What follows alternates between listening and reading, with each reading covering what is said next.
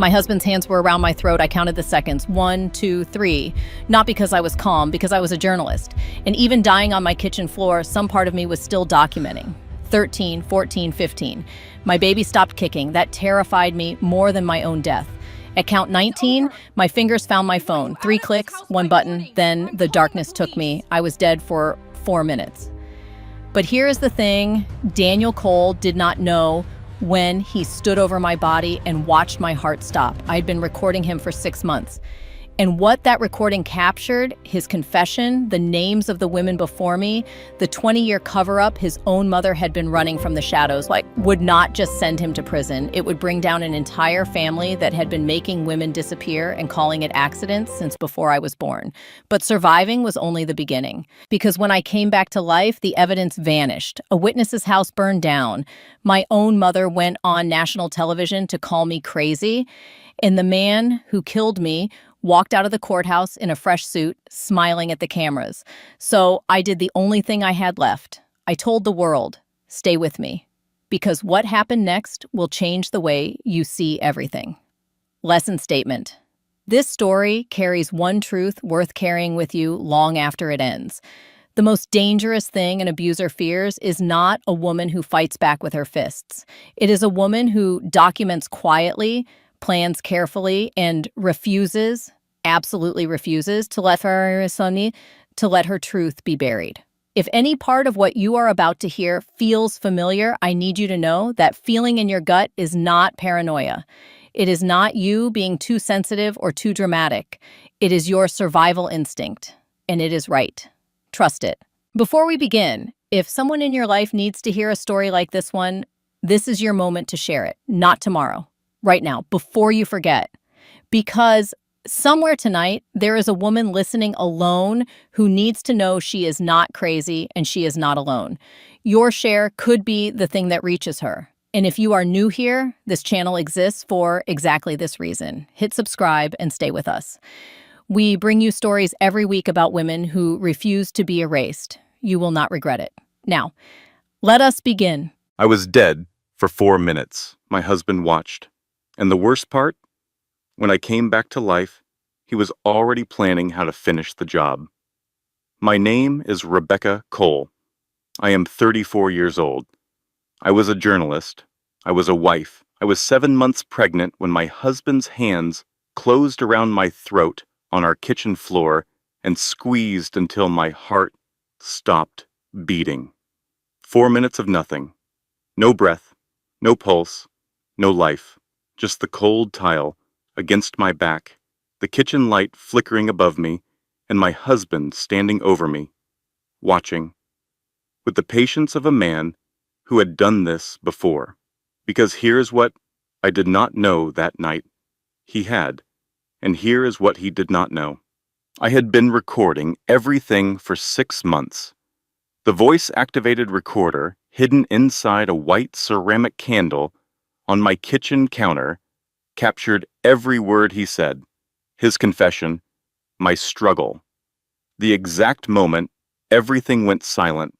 What that recording revealed would not just destroy my husband. It would expose 3 generations of a family that had been killing women and calling it accidents for 20 years.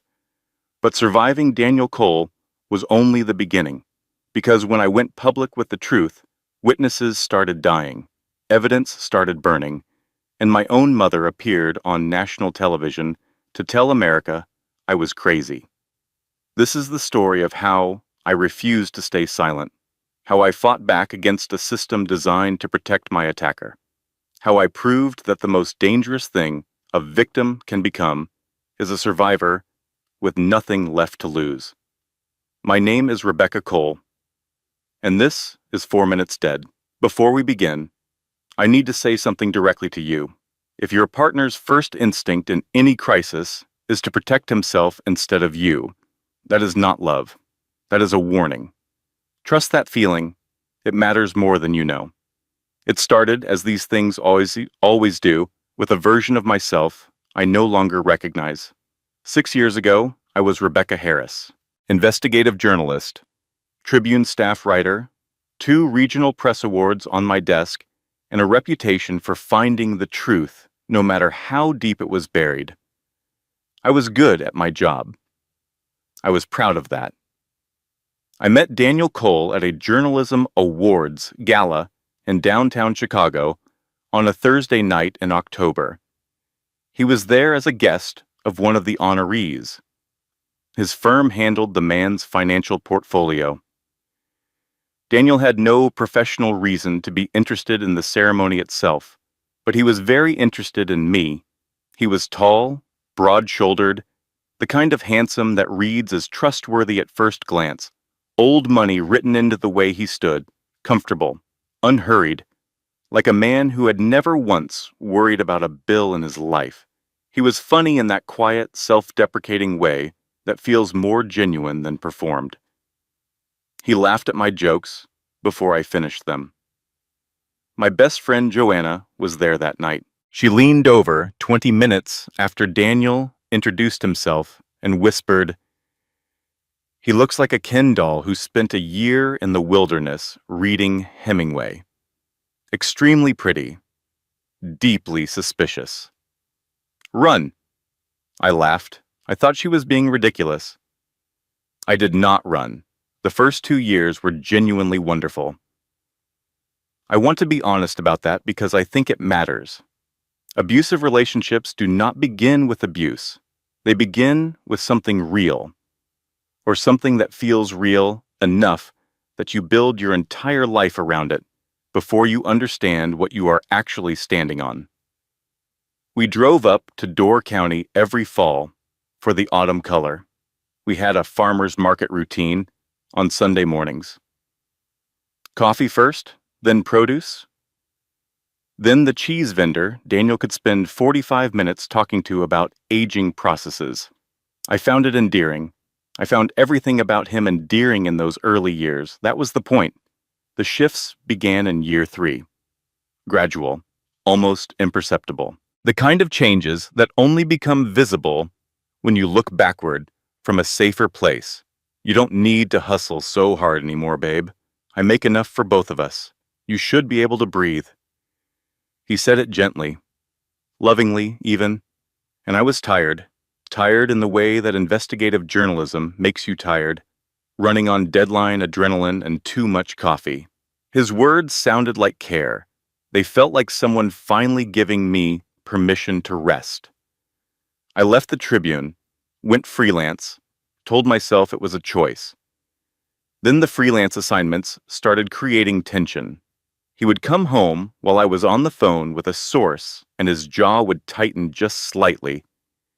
He would ask who I had been talking to, then wave off my answer with, "Never mind. Doesn't matter." In a tone that made absolutely clear it mattered very much. Friends stopped coming around. It happened so slowly, I could not point to the moment it changed. Daniel always had a reason. "Joanna was kind of rude last time, don't you think? Your college friends always pull you away for the whole weekend. I just like having you to myself. Is that so wrong?" It did not sound wrong. It sounded like love. He moved my car keys twice in 1 week. Both times I searched the apartment for 20 minutes before finding them in a completely logical place. On the hook by the door, exactly where they should be. He was sympathetic. "Baby, you've been so scattered lately. Are you sleeping enough?" He said it with such genuine-sounding concern that I thanked him for noticing. He quoted conversations I had no memory of. Dinner plans I had apparently agreed to. Promises I had supposedly made. I would stand in the kitchen trying to reconstruct conversations in my head, certain they had never happened, and then doubt myself completely. By the time he finished explaining what I had said and why I had said it, I knew the word: gaslighting. I had written an article about it 4 years earlier. I had interviewed survivors and thought, with the particular arrogance of someone who has never experienced something firsthand, this would never happen to me. I would recognize it. I did not recognize it. Because knowing a word and living inside it are two entirely different things. the knot in my stomach every time I heard his key in the door. I told myself it was anticipation, the way I rehearsed conversations before having them. I told myself I was being thoughtful, the way I had stopped mentioning Joanna's name at home. I told myself I was keeping the peace. I was disappearing. One small accommodation at a time, and I was so focused on keeping things smooth and quiet and manageable that I could not see the shape of what was being built around me. It was around my 5th month of pregnancy that something shifted. I cannot explain it precisely. Maybe it was instinct. Maybe it was the biology of carrying another life, my protective systems activating at a cellular level. Maybe it was the night his hand stayed on my arm just a few seconds too long during an argument, his fingers pressing just firmly enough to leave no visible mark, but enough pressure that something in my body registered what my conscious mind was still refusing to name. I started documenting, small things at first, a notebook hidden behind the cleaning supplies under the kitchen sink. Dates, times, what he said, what I remembered, what he claimed I said or remembered. I backed up text messages to a secret email account, and I ordered a voice-activated recorder online, paid for it with a prepaid cash card, had it shipped to Joanna's address. It arrived in a box shaped like a white ceramic candle. I placed it on the kitchen counter between the coffee maker and the window, right where he would never think to look because it was too obvious, too decorative, too thoroughly a part of the room's background. I was a journalist. I knew how to gather evidence. I just never imagined I would need to gather it about my husband.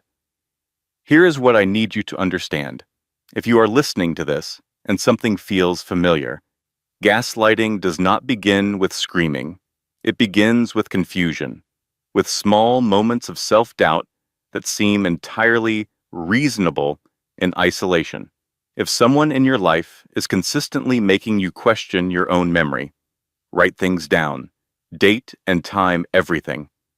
Keep it somewhere they cannot access. Documentation is not paranoia. Documentation is protection, and it saved my life. The seeds of suspicion were planted. The recorder was running. And on a Tuesday morning in March, Daniel left for an emergency meeting and forgot, for the first and only time in 6 years, to close his laptop. He had never once left his laptop open and unattended. Passwords changed monthly, screen always closed, always locked, phone always face down or in his pocket. In 6 years of marriage, I had never seen his screen unlocked and unattended. But that Tuesday morning, he rushed out for what he called an emergency client situation, grabbed his coat, grabbed his keys, kissed my cheek, and left his laptop open on the kitchen counter. The woman I had been in year 1 of our marriage would have closed it without looking. The woman I had been in year 3 would have looked and then convinced herself she had no right to. But I was neither of those women anymore. I was 7 months pregnant and sleeping with one eye open, and I had a notebook hidden under my sink and a recorder shaped like a candle on my counter. I looked. The first file was a spreadsheet, client accounts, transfers, numbers that did not reconcile with anything legitimate. Daniel managed investment portfolios for some of the most prominent families in Chicago. He had access to over $250 million in assets. He had been stealing from them. $4.1 million, skimmed from elderly clients over 22 months. Small amounts initially, growing progressively larger, distributed across 17 shell accounts in 4 states. Meticulous, patient, methodical. The work of a man who had been doing this long enough to feel confident he would not be caught. I photographed every screen with my phone. The second thing I found was a separate phone account I had never seen. One contact, texted and called hundreds of times over the past 2 years. Saved only as a red heart emoji. The billing address traced to a post office box in Evanston, registered to a name, Melissa Bradford. The third thing broke me. Photos. A woman in her mid-30s, blonde, carefully pretty. Two children, a boy around 5 and a girl around 3. They had Daniel's eyes, his nose, his particular way of tilting his head slightly to the left when he was pleased about something. In one photo, Daniel stood with his arm around the woman, both of them wearing wedding rings. My husband had another family. I sat at the kitchen counter for a very long time. My hand rested on my pregnant belly. I felt my daughter kick, busy, insistent, running out of room, while I stared at evidence of a parallel life I had never known existed. A whole other world Daniel had been maintaining with the same meticulous attention he brought to everything he did. I thought many things in those minutes. I will not pretend I was calm or strategic or immediately clear-headed. I sat there with my hand on my belly, and I felt the specific quality of grief that comes with realizing you have loved a fiction, that the person you built your life around was never quite real, that you have been, for years, in a relationship with a performance.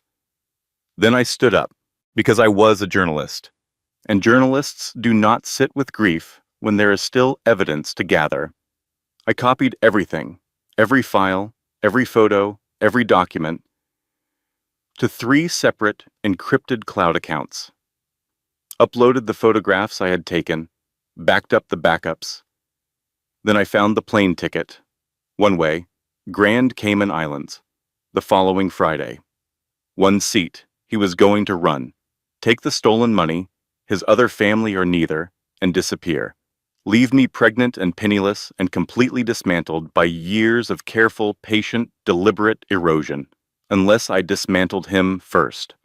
I closed the laptop, made his coffee, 2 sugars, stirred exactly 20 times clockwise. The man counted the stirs. He actually watched my hands if I moved too fast, said nothing, but the attention was there. That particular supervisory focus he applied to everything in his environment. I had learned to do it correctly because it was easier than the alternative. I stood at the counter and stirred and thought, who counts coffee stirs? Surgeons, chess grandmasters, people who need absolute control over every variable around them. And I thought, serial killers. Then I made it perfect anyway, because I needed time, I needed a plan, and I needed Daniel to believe I was still the compliant, scattered, emotionally fragile woman he had spent 3 years constructing. I texted Joanna a single phrase we had agreed on months earlier when I first started to feel something was wrong but could not yet name it. Red velvet. It meant, be ready. Something is coming. I need you. She texted back one word. Always. I checked my recorder, confirmed it was running, confirmed it was hidden, and I waited. Here's the actionable truth I want you to take from this chapter. If you suspect something is wrong, do not confront immediately. Copy first, document first, upload to accounts your partner cannot access. Give copies to someone you trust completely. Then breathe, then plan. Confronting without evidence leaves you vulnerable and unprotected. Confronting with documented evidence means that no matter what happens next, the truth exists somewhere outside your own word against his. Daniel came home at 9:40 that night. Late, which was unusual. His face was controlled in the way it got when something had gone wrong, jaw tight, eyes slightly too focused, the deliberate blankness of a man suppressing something significant. I was in the kitchen.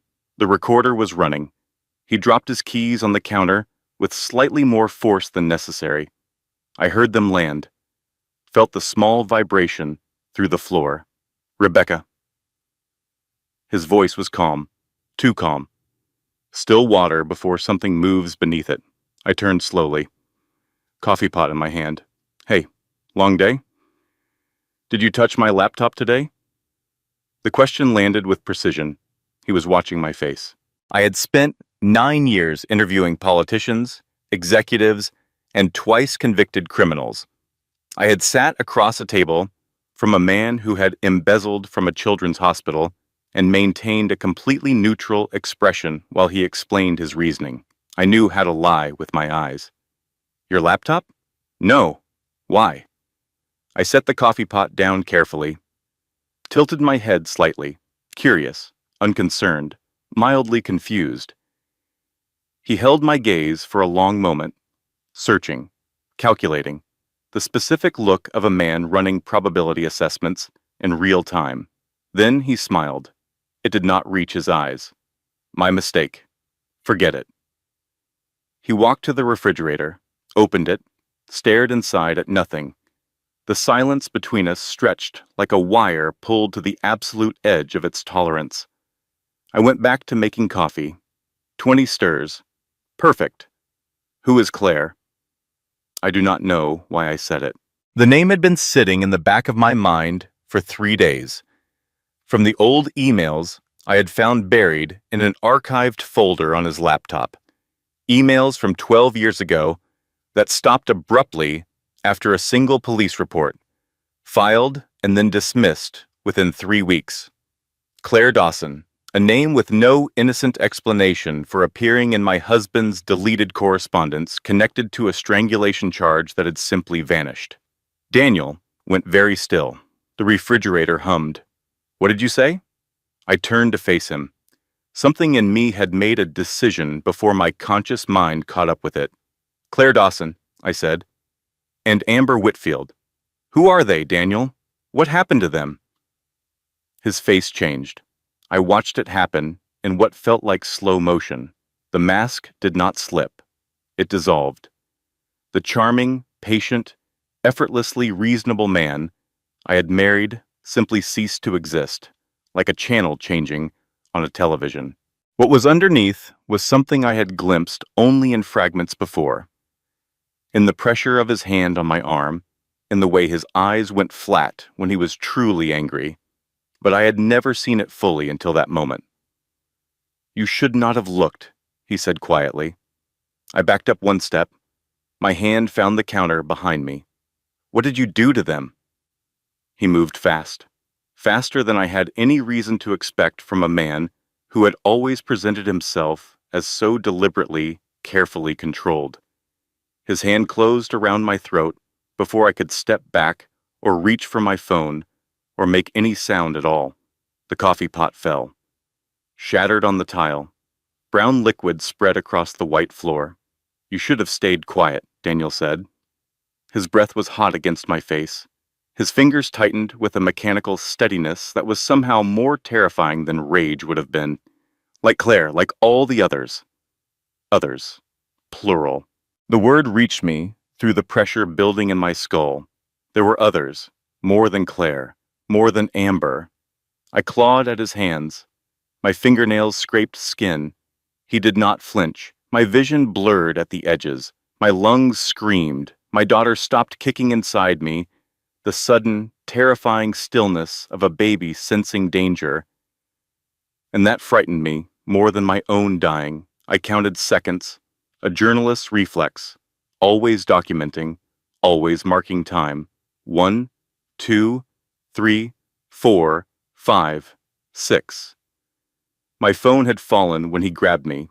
It was on the floor, 3 inches from my fingers. I had programmed the emergency function 8 months ago. 3 clicks, 911 connected immediately. 7, 8, 9, 10, 11, 12. With the last of my strength, I pressed it. 1, 2, 3. The darkness came. I do not know what death looks like for other people. I did not see a white light or a highlight reel of my greatest moments. What I saw was small and ordinary and specific. Well, Daniel bringing me sunflowers on a Tuesday for no reason. The sound of his laugh in the early years when it was still something that felt real. The 2 pink lines on a pregnancy test. Me sitting on a gas station bathroom floor, laughing and crying simultaneously. The yellow nursery we had painted together on a Saturday in November, a mobile of paper stars above an empty crib, and underneath those memories, another truth rising. The first time he raised his voice, the first time his hand on my arm left no mark but stayed in my muscle memory for days. 5 years of making myself smaller, 5 years of disappearing one small accommodation at a time, and now I was dead, somewhere very far away. Sirens. A door coming off its hinges. A woman's voice, sharp and steady. Come on, come on, stay with me. Hands on my chest, pressure, the mechanical rhythm of someone keeping my heart beating by force. 6 minutes. That is how long it took before my heart started again. When I opened my eyes, I was in an ambulance. A paramedic leaned over me. Sharp blue eyes, dark hair pulled back tightly. Name tag, Kate Morrison. Her hands were steady, and her voice was the most grounding sound I had heard in what felt like years. Can you hear me? Squeeze my hand if you can hear me. I squeezed. Good. You're okay. You're safe. You're in an ambulance. My voice was barely there, a whisper held together with nothing. Is there a recording? Kate looked at me for one long moment. We have your phone. We have a recorder from your kitchen. And we have your husband in handcuffs on your front lawn. You did that. You saved yourself. I started crying, not from sadness, from the specific, overwhelming relief of a person who has just survived something unsurvivable and cannot yet fully believe it. Your baby, Kate said immediately. Heart rate elevated, but strong and steady. She is a fighter. Like her mom, I managed. Kate smiled. Exactly like her mom. The hospital was bright and cold and smelled like antiseptic. I spent 3 days there recovering. Bruising to my trachea, petechial hemorrhaging, the clinical language of exactly how close I had come to permanent damage. Detective Laura Briggs arrived on my first night, 20 years in domestic violence cases. She had the kind of steady, unshockable competence that comes from having seen genuinely everything. But when she listened to my recording, something shifted in her face. This is one of the clearest recordings I have ever heard in 20 years of this work, she said. His confession, your struggle, the 911 call connecting. Combined with your medical evidence, the DA has more than enough. What about the others? He said there were others. We are looking into every name. You focus on healing. Let us handle the rest. Everything seemed to be falling into place. Daniel was denied bail. The judge cited the one-way plane ticket, the offshore accounts, and the severity of the attack. His father, Robert Cole, a sitting federal judge, was forced to recuse himself from anything related to the case. The media picked up the story within 48 hours. My face was everywhere. For the first time in years, I let myself believe it might actually be over. Joanna arrived at the hospital with a rolling suitcase, a tote bag, and the energy of a woman who had been waiting for permission to go to war. I brought 4 things, she announced, dropping into the chair beside my bed. Dry shampoo, because you have been through something, and it shows. A phone charger, because yours is at 11%, and that is stressing me out considerably. Snacks, because hospital food is a form of additional punishment. And she produced a folder approximately 2 inches thick. Every prenup violation your husband committed, organized chronologically with color-coded tabs. I laughed. It hurt my throat considerably. We have a prenup, I said. You had a prenup. Past tense. He violated approximately 19 clauses the moment he tried to kill you. We are going to take the house, the accounts, the vintage watch collection, and whatever dignity he has remaining, in that exact order. For the first time in days, I felt something that resembled hope. Then, 2 weeks later, Detective Briggs called. Her voice was wrong. Flat and away, it had not been before. Rebecca, the recording from your phone, The audio file has been corrupted, remotely wiped, overwritten with static. It is completely unusable. The bottom dropped out of everything. That's not possible. I backed it up.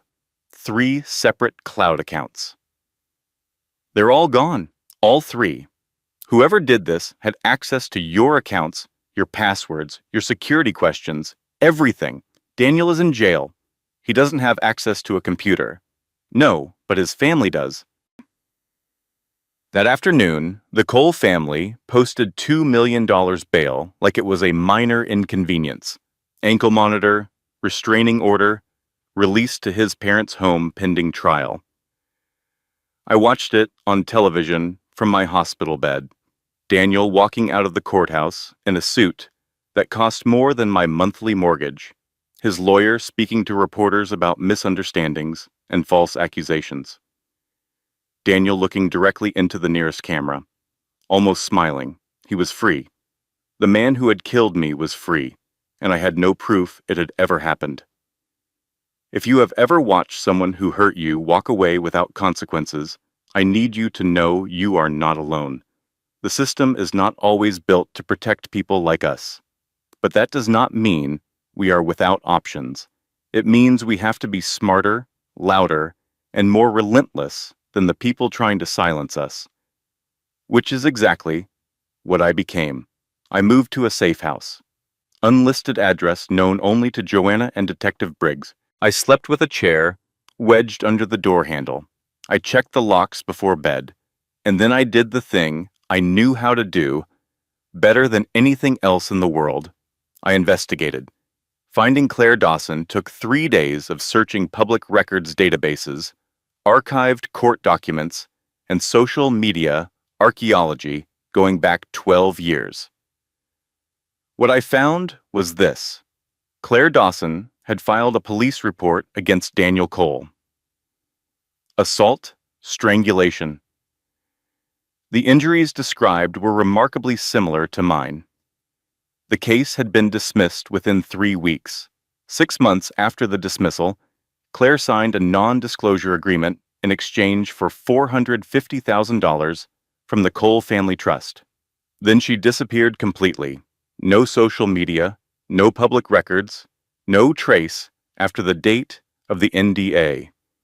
Either in hiding or no longer alive to hide. Finding Amber Whitfield was easier and harder simultaneously. A restraining order from 15 years ago. Photographs of bruising that documented injuries to her neck, arms, and face.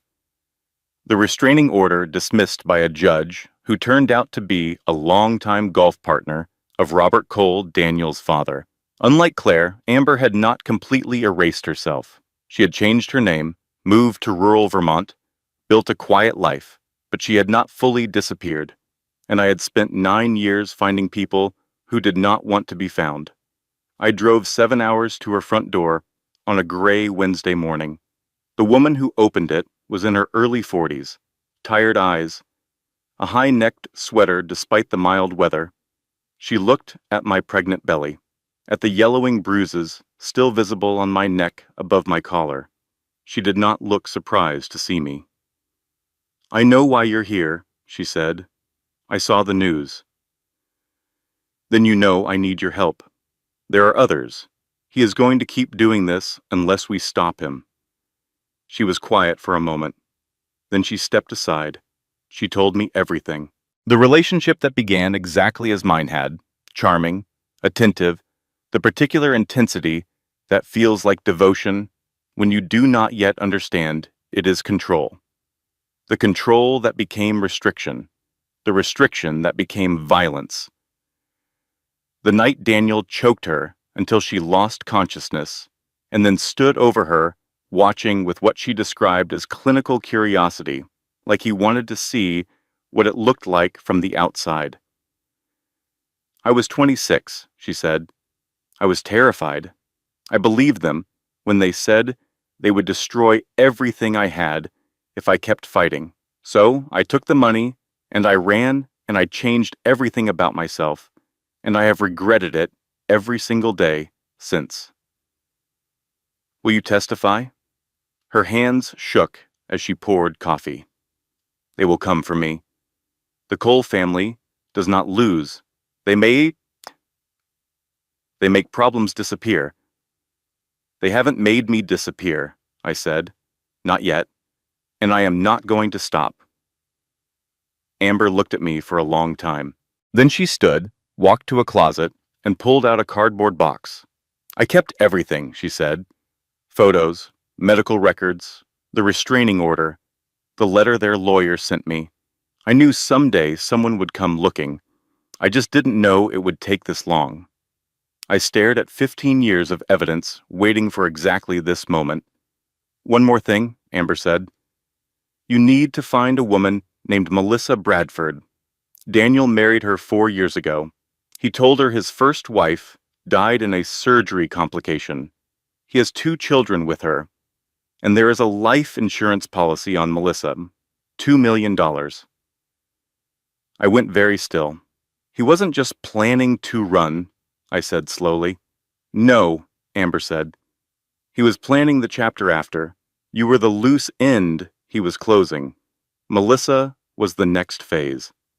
I drove home that night, with Amber's box in my trunk, and a growing understanding that this was larger and older and more deliberately constructed than I had imagined.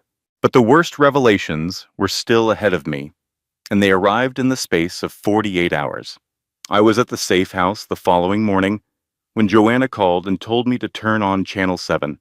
My mother was on the screen, Patricia Harris, 61 years old, the woman who had raised me alone after my father left, the woman I had called every Sunday for 15 years. Standing outside the Cook County Courthouse in her good blue blazer, surrounded by reporters, her hair done for the occasion. My daughter has always been prone to dramatics, Patricia said to the cameras. She had significant anxiety issues in college. Daniel has been nothing but patient and supportive throughout their marriage. This pregnancy has been extremely difficult for her mentally. I believe my son-in-law is completely innocent. Rebecca needs professional help. The story she has created about Daniel is a product of a very troubled mind. I stared at the television. My coffee went cold in my hands. Joanna called back 90 minutes later with what she had found. Daniel had been paying my mother's mortgage for 3 years. Her car, a 2022 Subaru, she had told me she had saved for herself, was purchased by Daniel through an LLC. He paid her credit card bills monthly. And she had been in contact with his lawyers since the night of the attack, providing them with my location, my plans, everything I had told her in those early weeks when I had believed she was on my side. I called my mother that evening. Her voice was warm, concerned, the voice of a loving mother. Rebecca, honey, I'm so glad you called. Whatever happens, I love you, and I want you to get the help. He strangled me for 4 minutes, Mom. I was dead on the kitchen floor. Sweetheart, that's exactly what I mean. You're confused. Daniel explained everything. Daniel explained everything, I repeated. To you. He's very worried about you. We both are. I sat very still for a moment. You chose a mortgage over your grandchild, I said. I hope the foundation holds. I hung up. I did not call again. Not everyone who shares your blood shares your interests. Chosen family is real family. Blood relatives who betray you are simply strangers who know your childhood. I learned that on a Tuesday morning, watching my mother defend the man who killed me on live television. I hope you never have to learn it that way. Joanna appeared at the safe house that afternoon with takeout and barely contained fury. Your mother went on national television, she said, to defend the man who strangled her pregnant daughter to death. Technically, I came back. Technically is doing a lot of work in that sentence. She handed me chopsticks. My mother would never do that. Mostly because I'd have told her everything immediately, and she would have driven to the Cole house with a casserole dish and a tire iron. A casserole and a tire iron. She believes in being prepared for every possible outcome. I almost smiled. It was the closest I had come in days. Then Detective Briggs called at 4 the next morning. Amber Whitfield's house, she said. Fire started around 2 a.m. Ruled accidental. Electrical fault in the basement. The evidence? Gone. All of it. Amber had gotten out with her dog and her purse.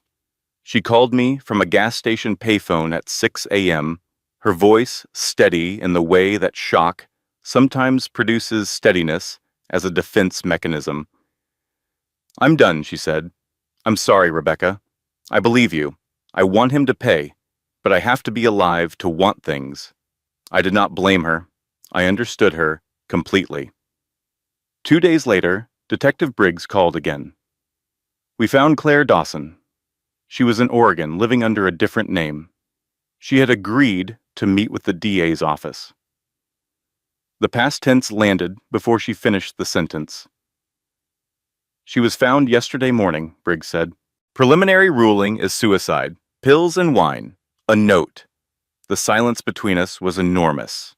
"In 20 years of doing this job," Briggs said quietly, "I do not believe in this level of coincidence. Can you prove it? Not yet." That night, the stress of everything triggered early labor. 34 weeks. The body reaching its absolute limit. Joanna rushed me to the hospital. 14 hours. Doctors warning about complications. The specific terror of fighting for 2 lives at once. At 6:23 in the evening, Emma Grace Cole came into the world. 5 pounds, 2 ounces, screaming with the outraged, healthy insistence of a baby who had decided to be fine and was committing to it completely. They placed her on my chest and I cried. "You saved me," I whispered to her. That night in the kitchen, your heartbeat was the last thing I was fighting for. "You saved me, Emma." Her hand closed around my finger and held on, and I made her a promise. The kind you only make when you have nothing left to lose and everything left to fight for. I promised her I would finish it. Emma was 6 days old when I wrote the post. 3 in the morning, Emma asleep in the bassinet beside me, the safe house quiet, and I opened a new account. A name that was mine, but had never been public. And I wrote. Every word felt like something I had been holding in my body for months, finally being released. My name is Rebecca Cole. 6 weeks ago, my husband strangled me until my heart stopped. I was dead for 4 minutes. Since then, his family has wiped my evidence, burned a witness's home, and paid my own mother to call me unstable on national television. This is what I know, what I can prove, and what I believe happened to the women who came before me. Their names were Claire Dawson and Amber Whitfield. One is dead, one is in hiding. Both were paid to disappear. His name is Daniel Cole. His mother is Margaret Cole. His father is Robert Cole, a sitting federal judge. And this family has been doing this for 20 years. I named names, included documents, medical photos, court records, the dismissals, the timeline, and at the end, I wrote this. If I disappear, if I have an accident or a sudden illness or am found dead of anything at all, you know who did it. This post is my insurance policy. The Cole family silences victims, but I am not staying silent, and now 4 million people have heard me. I hit publish at 4:17 in the morning. By 6 a.m., 10,000 views. By noon, 1.3 million. By evening, my name was trending in 43 states. The response was staggering. Thousands of messages from other survivors. Pro bono lawyers flooding my inbox. A senator's office calling Joanna's phone. It felt, for the first time since all of this began, like justice was not just possible, but incoming. The Cole family went silent for 72 hours. The silence of wealthy people who just realized money cannot solve this problem, Joanna observed. My second favorite sound. What's your first? Handcuffs clicking, obviously. Then Margaret Cole held a press conference, poised, pearl earrings. Perfectly composed, she dabbed at her eyes with a white handkerchief at the appropriate moments. Our family is being attacked by a deeply troubled woman. Rebecca Cole has a documented history of mental instability. Her accusations are completely fabricated. My son is innocent, and we will prove that in court. The only real victim here is Daniel, a loving father whose reputation is being destroyed by lies. A reporter raised his hand. Mrs. Cole, what about the allegations of witness intimidation? The fire at Amber Whitfield's home? Baseless theories from a woman in crisis? What about claims that your family paid off previous victims? We do not dignify slander with a response. She walked away without taking further questions. She's scared, Joanna said. That is what scared looks like when you can afford a publicist and a pearl necklace. I was not as certain. Margaret Cole had been managing crises for decades. She would not collapse easily, and she didn't. 3 days after her press conference, while I was researching her background, Melissa Bradford Cole arrived at my safe house. She knocked on my door on a Tuesday afternoon. I do not know how she found the address. I did not ask. She was in her mid-30s, blonde, dressed carefully. The specific kind of careful that comes from holding yourself together with sheer will and good tailoring. Red-rimmed eyes. The slightly unfocused look of a woman whose entire understanding of her own life had collapsed within the past 72 hours. I recognized it. I had worn that expression myself not very long ago. You're Rebecca, she said, and you're Melissa. He told me you died in surgery, an appendix complication. He cried when he told me. I held him. She said it without accusation, just the flat, devastating fact of it. I'm sure he was very convincing, I said. I thought I was healing him, she said. I thought I was special, that I got to be the person who helped him through his grief. We all think we're special, I said. That is how it works. That is the entire point. I let her in, and what she brought with her changed everything. Going public is not always the right move, but when private systems fail you, when evidence disappears and witnesses are silenced, and the people supposed to protect you are protecting your abuser instead, sometimes the court of public opinion is the only court left. State clearly, publicly, who you believe would be responsible if something happens to you. It creates accountability that money has a much harder time erasing. Melissa sat on my couch with the careful posture of a woman who had been holding herself upright through force of will for several days running. I sat across from her. The baby monitor on the table between us picked up Emma's steady breathing from the next room. I have 2 children with him, Melissa said. A boy and a girl. Every time I look at their faces now, I see his. There was nothing useful I could say to that, so I said nothing. She reached into her bag and produced a folder, thick, organized with the methodical precision of a woman who had spent the past week in a controlled panic, gathering everything she could find before anyone could take it from her. I started looking after I saw your post, carefully, without letting him know. He was at his parents' house by then. The restraining order kept him away from our home. Inside the folder, offshore bank accounts I had never found in my own research, properties in Colorado, Florida, and outside Edinburgh and Scotland. Shell companies nested inside other shell companies, the infrastructure of a man who had been building escape routes for years. And then she handed me a single sheet of paper, a life insurance policy. The insured, Rebecca Cole. The beneficiary, Margaret Cole. Policy initiated 18 months ago. Daniel Cole listed as the authorizing party. Margaret Cole's signature on the co-authorization line. I looked at it for a long time. He wasn't just planning to run, I said slowly. No, Melissa said. And he wasn't just planning to eventually disappear.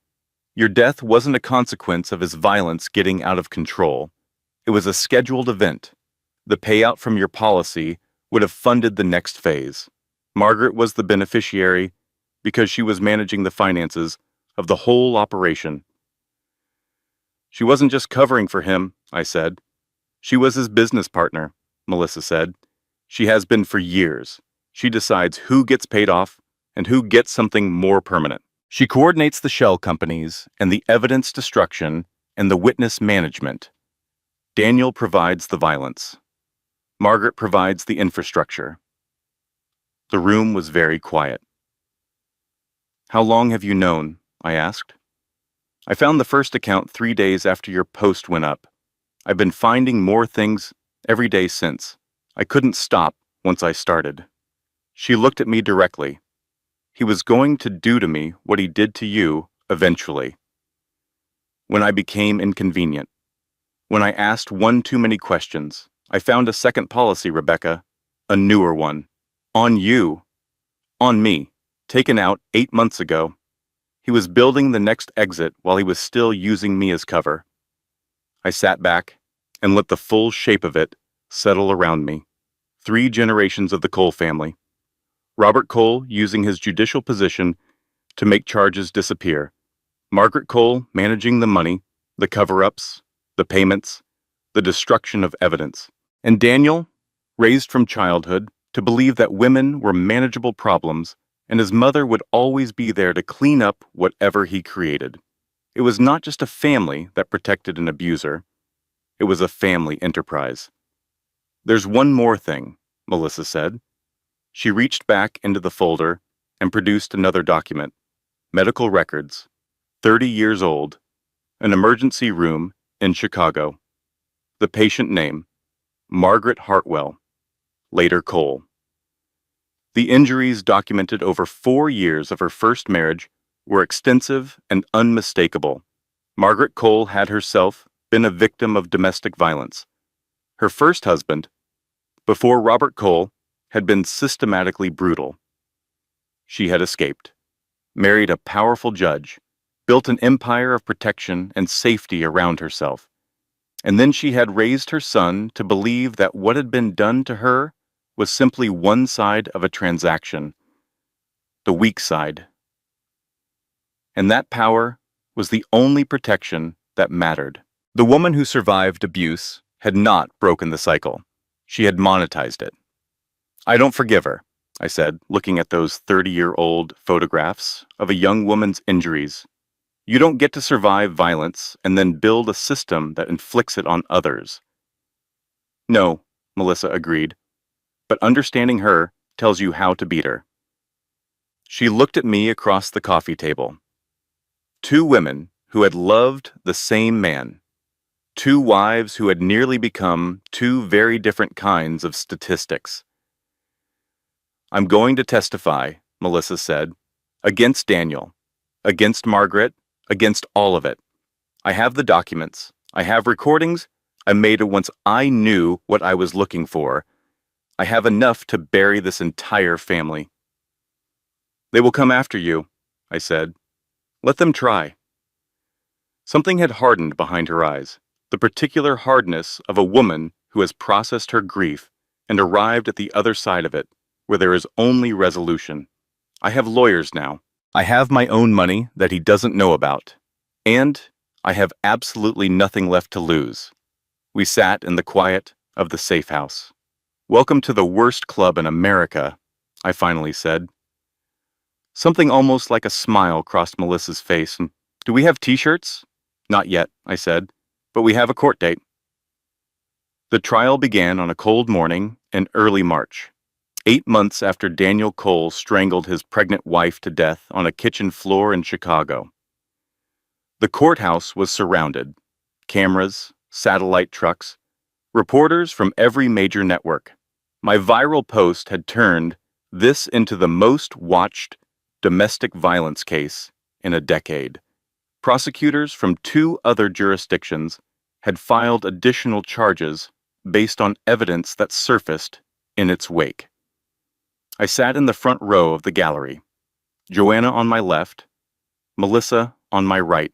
Emma was at home, safe, warm, entirely unaware, with two of Joanna's most trusted friends and a private security guard Joanna had hired and presented to me as a fait accompli approximately 48 hours before the trial began. Non-negotiable, she had said. I need you in that courtroom and focused. Emma is covered. Go win. Daniel was let in wearing a suit that cost more than my car. He was thinner than I remembered. Prison had not agreed with him. I noted this with a feeling I will not pretend was entirely without satisfaction.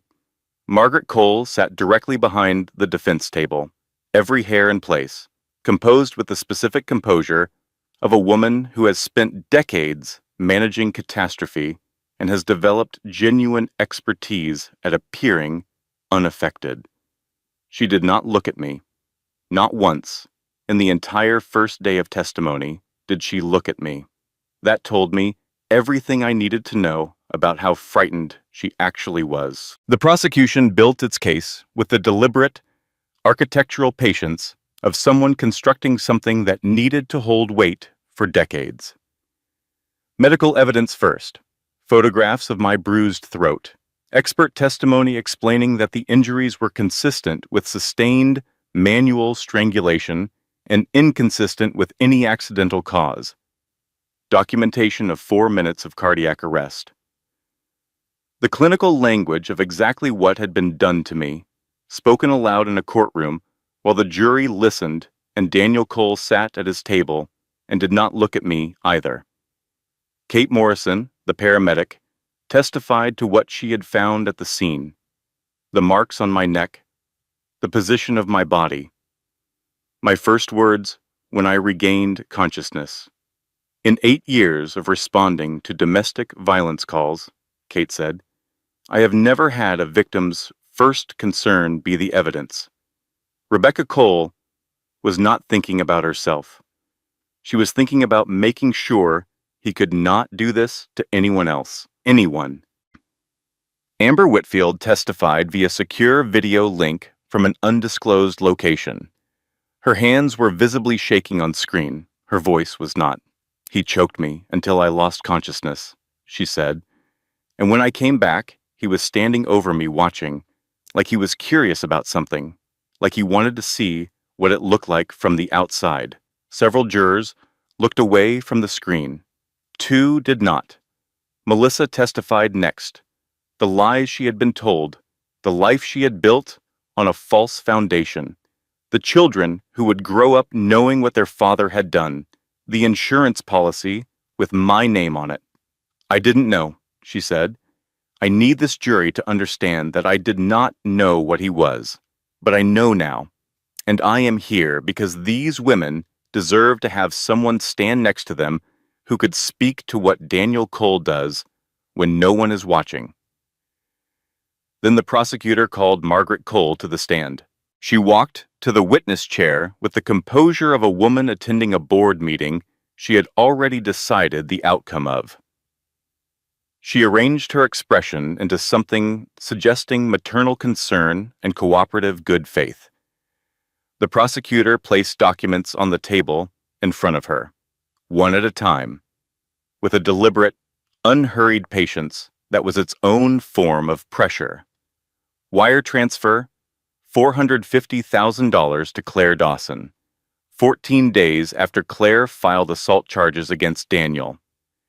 Payment to a digital security firm, traced through 3 shell companies back to the Cole Family Trust, dated 3 days before Rebecca's audio recordings were remotely wiped. A life insurance policy.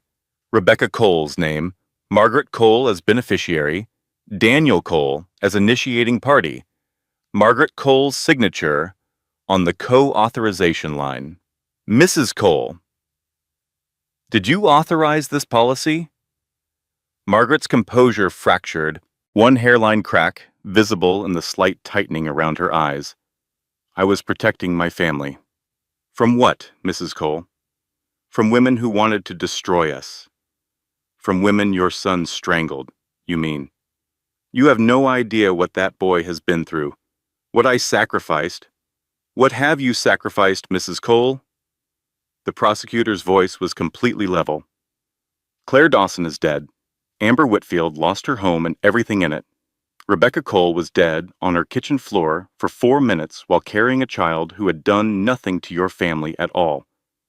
What exactly have you sacrificed? Margaret had no answer. The prosecutor turned to face the jury. Margaret Cole was herself a victim of domestic violence 30 years ago. For 4 years, she endured what her son later inflicted on others. She survived. She rebuilt. She married a powerful man and created a life insulated by money and judicial protection. And then she raised her son to believe that women were manageable, that violence was a tool, and that she would always be there to make the evidence disappear. She paused. Let it settle. She did not break the cycle. She built a business around it. She managed the finances of her son's violence for 20 years. She decided who received payments and who received something more permanent. And she planned in writing, with her signature on the documents, for Rebecca Cole's death to fund the next chapter. She placed the final document on the table. It ends today. The deliberation took 4 hours and 11 minutes. Daniel Cole, guilty, attempted murder, assault, bigamy, obstruction of justice, financial fraud, 47 years to life. Margaret Cole, guilty, conspiracy, obstruction, accessory after the fact, insurance fraud, conspiracy to commit murder, 22 years. Robert Cole resigned from the federal bench the following morning. When they led Daniel out of the courtroom in handcuffs, he turned to look at me one final time.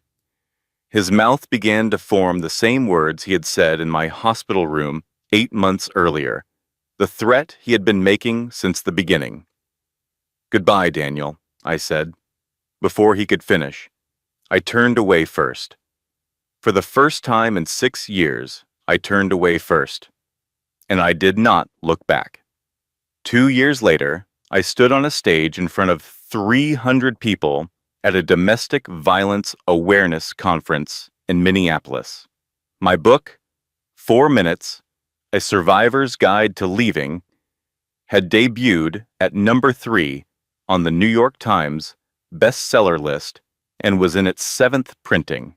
More importantly, the nonprofit I had founded, First Response, had helped over 2,000 women safely document their situations, access legal resources, and fund emergency exits in its first 18 months of operation. We had a hotline staffed 24 hours. We had partnerships with legal aid organizations in 31 states. We had helped women I would never meet leave situations I recognized in my bones. Emma was 2 years old. She had her father's eyes and my stubbornness and Joanna's complete inability to stay quiet when she had something to say, which, oh my God, as Joanna pointed out frequently, was entirely my fault for making Joanna her godmother. Melissa was in therapy, rebuilding carefully, co-parenting her children with the help of a support network she had spent 2 years constructing from the ground up. She called every few weeks. She was doing the slow, non-linear work of reconstructing a self after it has been built on someone else's lies. It was hard work. She was doing it anyway. Amber had relocated. New city, new name, new start.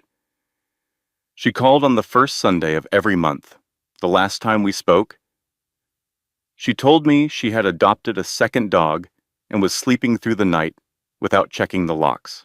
Kate Morrison, the paramedic who had kept my heart beating with her hands on a kitchen floor in Chicago, was sitting in the 3rd row of the conference hall. She had brought her partner and was crying during my speech and would spend the reception afterward insisting to everyone who would listen that she was not crying and never cried.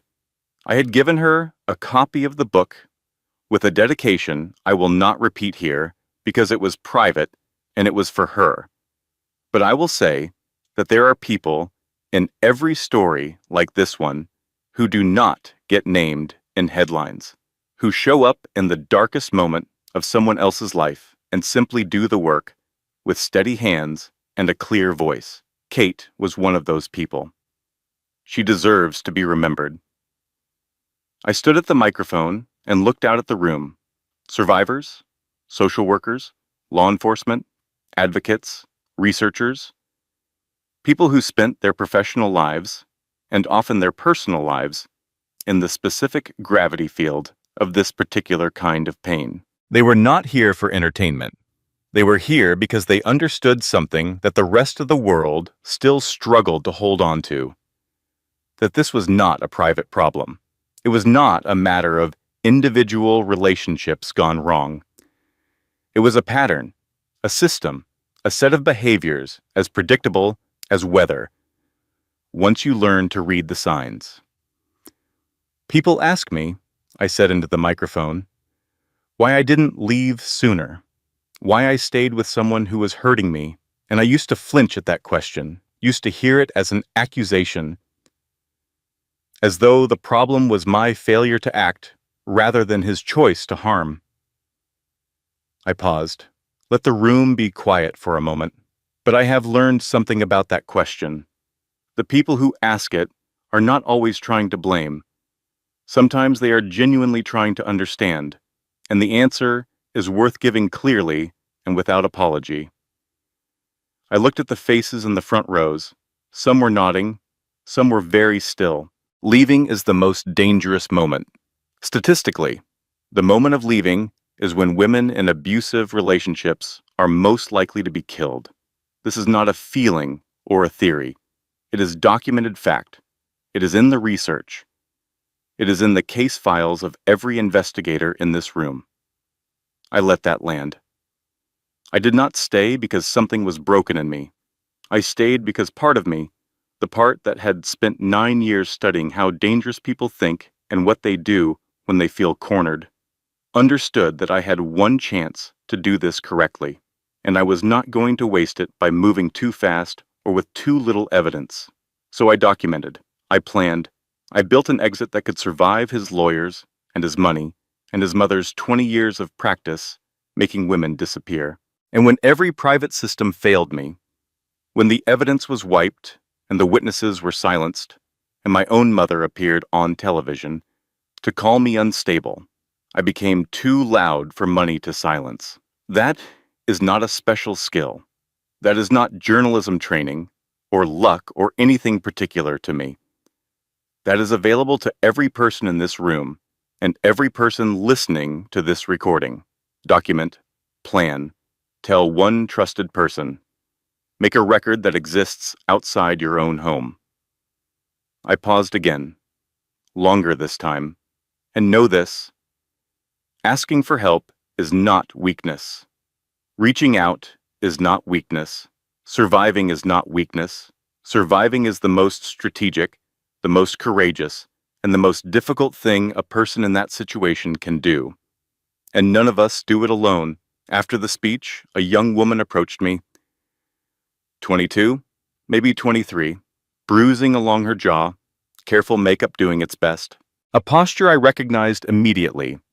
Slightly turned inward, shoulders drawn toward the center, the specific physical language of a person who had spent long enough making herself smaller that it had become automatic. I had stood exactly like that for 3 years. He says it's not a big deal, she whispered. He says he just loses control sometimes. He always apologizes right after.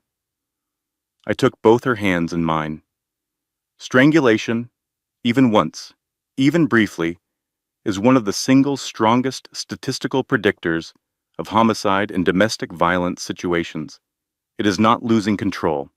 It is demonstrating control. It is showing you exactly what he is capable of and exactly what he will use if you do not comply. There is a difference between those things, a significant one. She looked at me. Her eyes were full. You deserve to leave safely, I said. And there are people whose entire purpose is to help you do exactly that. I gave her my card, the hotline number, the name of a shelter with beds available that night. I held her hands for a moment longer than I needed to, so she would feel that she was not invisible, that someone had seen her.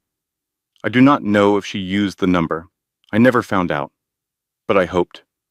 I still hope, every time, because hope, I have learned, is not naive.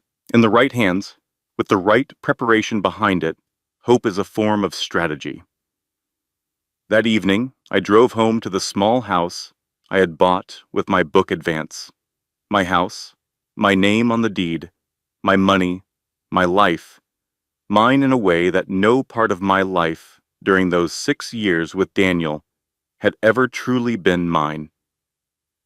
Emma heard my key in the lock and ran toward the door. She arrived at approximately the same moment I got it open, which was essentially the same thing as opening it herself as far as she was concerned. She held up a drawing, crayon, purple and green and yellow, abstract with the total confidence of a 2-year-old who has not yet been taught to doubt her own creative vision. Pretty? She asked. So pretty, I said. Just like you.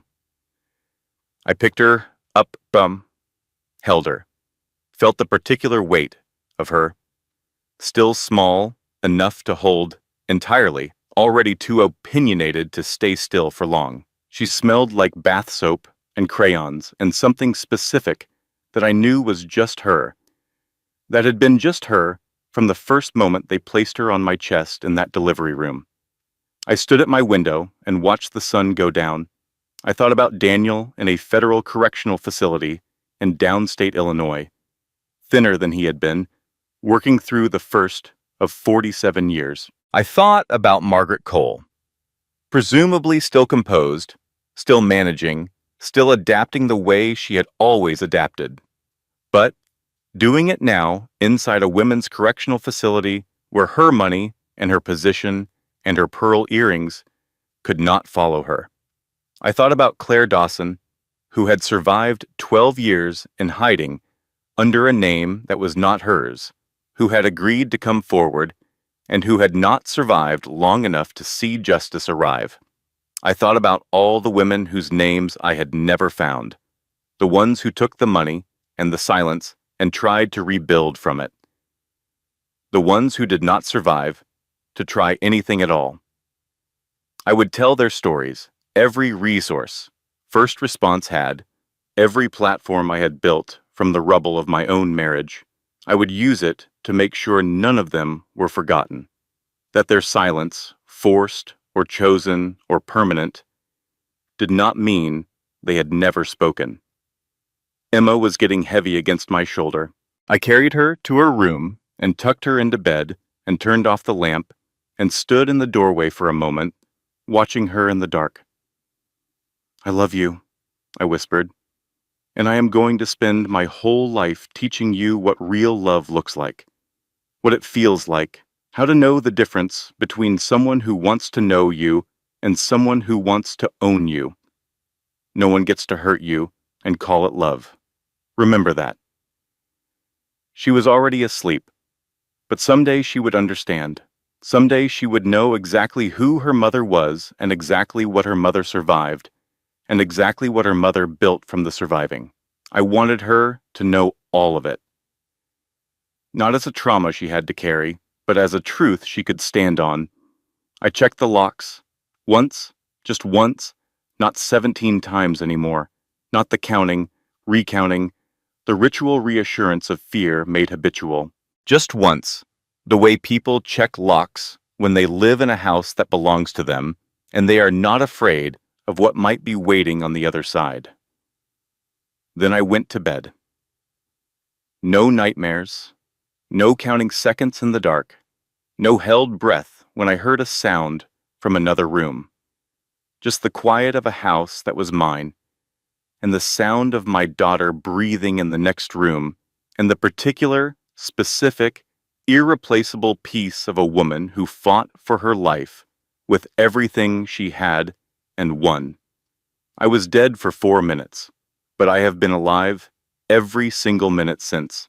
Not because someone saved me, not because the system protected me, not because I was lucky or special or unusually strong, because I saved myself. I documented when they told me I was imagining things.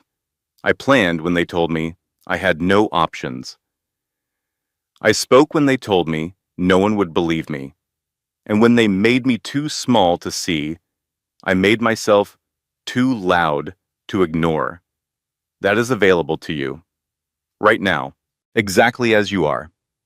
If you are listening to this and something feels familiar, if any part of this story lives in your body and not just your mind, I need you to hear me.